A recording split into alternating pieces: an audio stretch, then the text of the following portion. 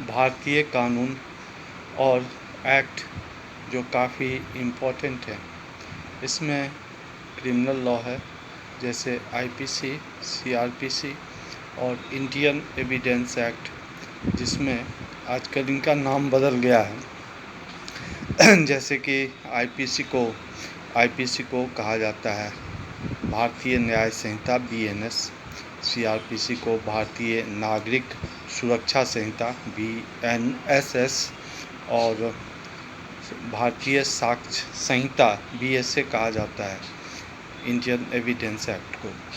उसी तरह से बहुत सारे माइनर क्रिमिनल लॉज हैं, जैसे कि arms act, dowry prohibition act, साथ में NDPS act, mines and minerals act इत्यादि, और चेक बाउंस के लिए एनआई एक्ट। इस तरह के बहुत सारे सेंट्रल और स्टेट लेवल के एक्ट हैं। फिर सिविल के लॉज हैं, जैसे प्रोसीजर के लिए ट्रांसफ़र ऑफ प्रॉपर्टी एक्ट, और प्रोसीजर के लिए civil procedure code.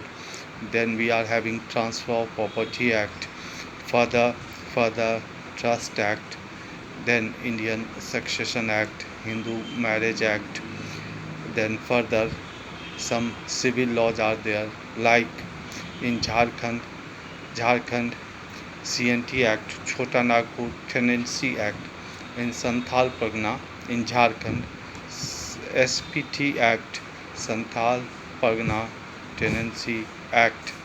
So there are thousands acts which an advocate has to use according to case and according to the purpose. So a person must read civil laws, criminal laws, minor laws and constitution, service law, etc., so that he could work properly in a honorable court of law.